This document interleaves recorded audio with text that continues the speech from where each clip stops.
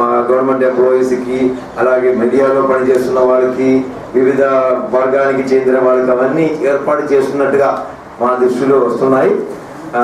So దీని మీద కూడా స్ట్రిక్ట్గా యాక్షన్ తీసుకోవాల్సిందిగా మేము డైరెక్షన్లు ఇచ్చి ఉన్నాయి.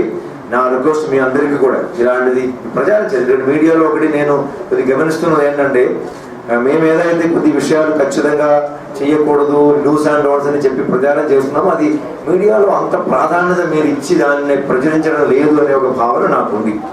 మీరు క్యాండిడేట్లు ప్రచారం గురించి బాగా రాస్తున్నారు, లేకపోతే ఒక క్యాండిడేట్ మీద ఒకరు చెప్పిన దాన్ని రాస్తున్నారు, కానీ యంత్రాంగం అంటే ఎలక్షన్ కమిషన్ తరఫున నేను కానీ ఇతర రిటర్నింగ్ ఆఫీసర్లు కానీ ఇది చేయకూడదు, ఇది చేయవచ్చు, ఇది చేస్తే చర్య తీసుకుంటారు అని చెప్పి మేము ఏదైతే హెచ్చరిస్తున్నామో దీన్ని మీరు అంత ప్రాధాన్యత ఇవ్వడం లేదని ఒక ఆవేదన ఉంది నాకు. సో దయచేసి వచ్చే 12 రోజులు అయినా, ఉన్నదే 12 రోజులుగా 12 రోజులు అయినా, ఎందుకంటే ఇది మేము చెప్తున్న ఈ పోయినన్నీ కూడా ఎలక్షన్ కమిషన్, రాజ్యాంగము, చట్టాలు చెప్తున్న అంశాలు. అంటే ఇవన్నీ కూడా అమలు కాకపోతే అది ప్రజాస్వామ్యానికి అది చాలా మంచిది కాదు. ప్రజాస్వామ్యం బలోపేతం అవ్వాలంటే ఈ అంశాలు ప్రతి ఒక్కరికి తెలియాల్సిన అవసరం ఉంది. ప్రతి ఒక్కరికి దీని మీద మనం గట్టిగా చెప్పాల్సిన అవసరం